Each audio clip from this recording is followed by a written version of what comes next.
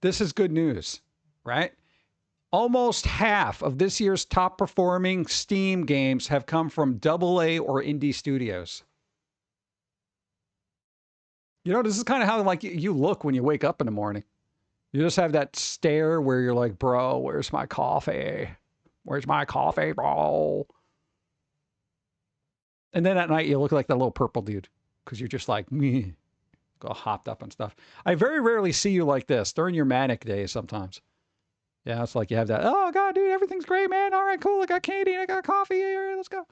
This is good because AAA studios can die off for all I care.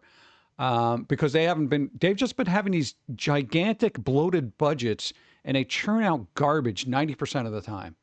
You know, it's like everyone's gets these games that have these huge budgets and they're like, this is so boring. That should not be the case. Ubisoft. Yeah, they're not helping me right now. So what else? What other kind of fun news we got? Boom. Oh, there you go. Ubisoft wants gamers to destroy all copies of a game once it goes offline. Why? Well, it doesn't work anymore. So I didn't read this, but I was just like, where is this from? This is from Tech for Gamers.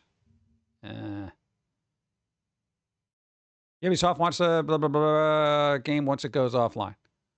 Story highlight. Ubisoft has updated its EULA to avoid potential legal issues by discontinuing support for its games. Oh, God. This is because of the don't kill games thing that's been going on. No, that's the whole thing. There's that, don't stop killing games thing that's going on in the EU. So there you go. So now they can avoid legal issues. The EULA now states that the company reserves the right to stop supporting a game at any time for any reason.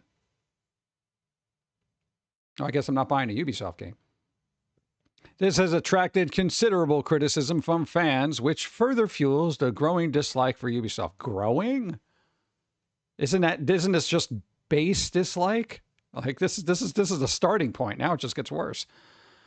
Oh, God. Over the past few years, Ubisoft, a company once known for its great games, has received nothing but criticism from its fans. The company, that's because they haven't come out with Beyond Good and Evil 2.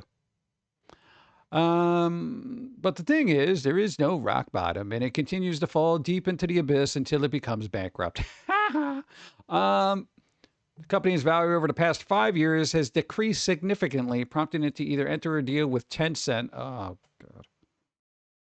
Another reason to dislike them. A massive publisher that is collectively disliked by gamers. Why would you double down on the hatred?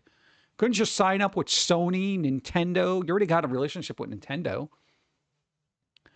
I've had every game they've made since Black Flag. You're not the only one. A lot of people are like, what happened to this company?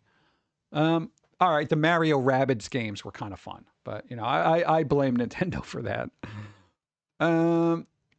Master publisher that is collectively disliked. Despite such controversy, Ubisoft has done something to anger the fans yet again.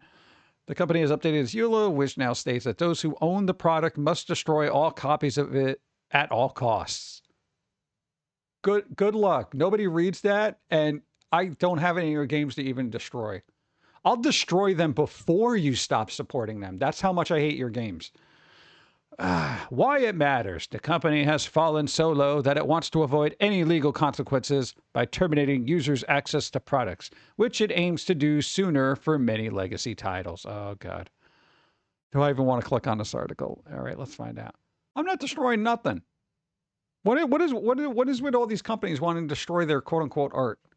In Ubisoft, it might be a good idea to do that. You and Ubisoft or its licensors may terminate this EULA at any time for any reason. The EULA will terminate automatically. How come I can't do this myself? How come I can't, as a user, I know I'm the end user, but if we're entering into a contract, don't I have some say in this? Shouldn't I say, well, let's negotiate? As gamers collectively, gamers should have a union. Gamers should have a union. And you know what? We could start using our buying power as leverage and say, you know what, Ubisoft, nobody's going to buy your game ever unless you do these stipulations. That kind of thing. One, make the game fun. Two, preserve the game. You know, even a bad game should be preserved, you know? How come as a human being on this planet, I just can't make a thing? Like, you know, when you miss a doctor's appointment and they charge you $50 for missing the appointment? But if I show up and the doctor is called away at something, I don't get $50. I get, we'll have to reschedule you. Why? No, hi. That's what I get. That's happened to me like 3 times where I'm like, yeah, but I'm here. Well, you know, we tried to leave you a message. I'm kind of in a dead zone. We're going to have to reschedule you. And I'm like, so if I missed the appointment, it would have cost me $50. But since you missed the appointment, it costs me my time and I have to go home and wait again. Yeah. Ubisoft may end support or delist multiple legacy titles soon. These classic games could be delisted in the future. Let's find out. New developments suggest that Ubisoft might end support or delist multiple legacy games soon. The Ubisoft site no longer has game pages for such titles as Driver San Francisco, Trackmania 2, Canyon, and Call of Juarez. Call of Juarez? Maybe it's Call of Juarez. Game preservation has been a major concern in the industry since digital libraries became the norm. Okay. Official store suggests that Ubisoft is preparing to either end support or take down multiple of its popular classic games soon. Many game pages have been wiped from the website without any explanation why it matters. Following recent developments or simply because of expired licenses, Ubisoft appears to be preparing to end support or delist many of its classic games in the near future. Now, are these the actual games? No, these are the better Assassin's Creed games. What the hell? Why would they get rid of that? Far Cry 3? What's wrong with that? Ubisoft games include Driver San Francisco, Trackmania 2, Tom Clancy's Hawks 2. Call of Juarez are no longer available on the official website, but can be found using Wayback Machine. Okay. Some of these titles are still available to purchase on Steam and other platforms. I guess if you need to know that, if this is true, if you did want these games, Driver San Francisco, Trackmania 2, Canyon, Tom Clancy's Hawks 2, and Call of Juarez, no longer available on the official website. So eventually that'll spill out everywhere else. The company has followed a similar pattern in the past before officially delisting games, such as when Call of Juarez, The Cartel, and Gunslinger were removed in 2018 because licensing rights reverted to Techland. Oh, God. For those who do not know, Ubisoft are already facing a lawsuit shutting down the Crew servers late last year. The firm also recently reiterated that digital games are just licenses that can be taken away at any time. Yeah. So why am I buying anything? Ubisoft, here's my counterpoint. Why am I buying anything from you? I don't got to worry about this with an indie dev. Why? Why am I bothering with you? Why do you exist on this planet? Why do you make games for anyone? Why? Why would I? What is the incentive here? Well, you're going to be entertained. I haven't been for the last decade. 38 months of Bezo Bucks. Hey. Enjoy. There you go. Thank you, Wild Bill Coffee Emporium. I appreciate it. Thank you. 38 months. Nice. Thank you. All right, so they may, expiring licenses, but it's best to be cautiously optimistic. Not with this company. Saints Row Studio was making a stealth Batman game 6 years before Arkham series. Ooh, I don't know if that would have been good. I'm glad they didn't. Yeah, so Ubisoft is kind of on my list of why buy.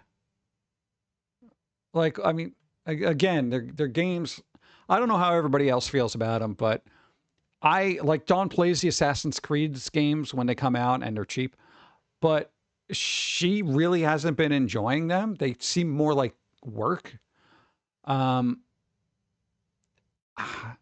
Clancy stuff, that's not my thing. So that's not a concern for me. Driving games, meh. I'm not terribly concerned of. Prince of Persia, I would like a good game from them, but the last 2 that they came out with were for me. I don't know what to do with that. Go. Actually, kind of do. Red Candle Games, an independent Taiwanese horror developer, has their game delisted from Steam. Because China had a tantrum. Yeah. So stuff gets delisted from Steam all the time. Oh, yeah, definitely. But if you already have it in your library, it's in your library. It's still there. We have games that have been delisted in our library. I still have access to them. I can play them whenever I want. It's not a big deal. So it's one of those things, if you have it, it's not a big deal. And I'm sure that's in this case. But at least with indies, it's kind of like throwing a dart out there where it's like, maybe it'll take it offline, maybe they won't, but you already got it if you bought it. You know? That happened to, God, what was it? Was it Mistover? There was this game that we wanted to get on Steam, and then it got delisted for whatever reason.